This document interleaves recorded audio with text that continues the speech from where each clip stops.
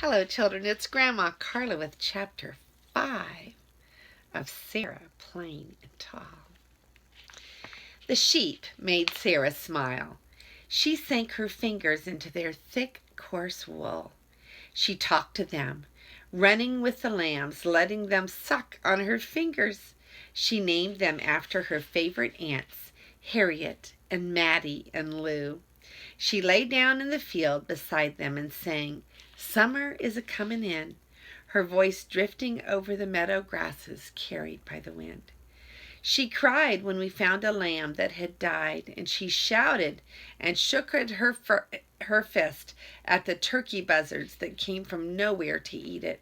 She would not let Caleb or me come near, and that night Papa went with a shovel to bury the sheep and a lantern to bring Sarah back. She sat on the porch alone. Nick crept up to lean against her knees. After dinner, Sarah drew pictures to send home to Maine. She began a charcoal drawing of the fields rolling like the sea rolled. She drew a sheep whose ears were too big, and she drew a windmill. Windmill was my first word, said Caleb. Papa told me so. Mine was flower, I said. What was yours, Sarah? Dune, said Sarah. Dune? Caleb looked up. In Maine, said Sarah, there are rock cliffs that rise up at the edge of the sea, and there are hills covered with pine and spruce trees, green with needles. But William and I found a sand dune all of our own. It was soft and sparkling with bits of mica, and when we were little we would slide down the dune into the water. Caleb looked out the window.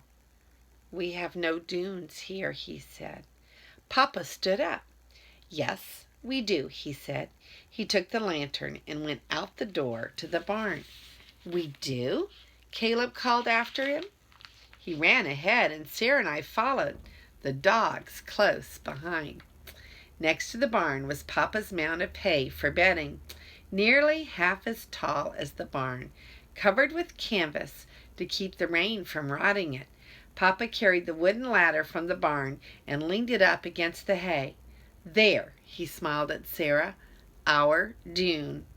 Sarah was very quiet. The dogs looked up at her, waiting.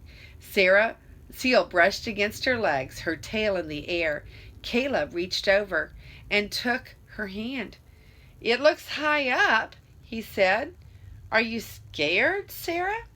Scared? Scared, exclaimed Sarah. You bet I'm not scared. She climbed the ladder, and Nick began to bark. She climbed to the very top of the hay, and she stood looking down at us.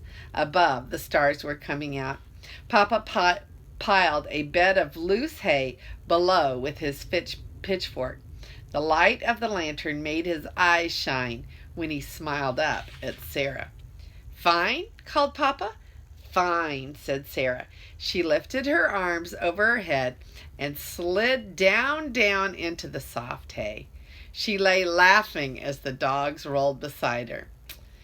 Was it a good dune? Called Caleb. Yes, said Sarah. It was a fine dune. Caleb and I climbed up and slid down, and Sarah did it 3 more times. At last, Papa slid down too. As the sky grew darker and the stars blinked like fireflies, we were covered with hay and dust, and we sneezed. In the kitchen, Caleb and I washed in the big wooden tub, and Sarah drew more pictures to send to William. One was of Papa, his hair curly and full of hay. She drew Caleb sliding down the hay, his arms like Sarah's over her head. And she drew a picture of me in the tub, my hair long and straight and wet. She looked at her drawing of the fields for a long time. Something is missing, she told Caleb. Something. And she put it away.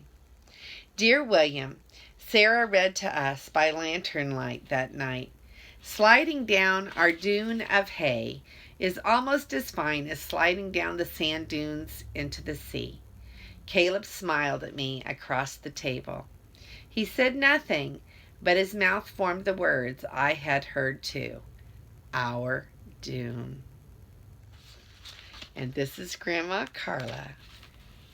And I love you.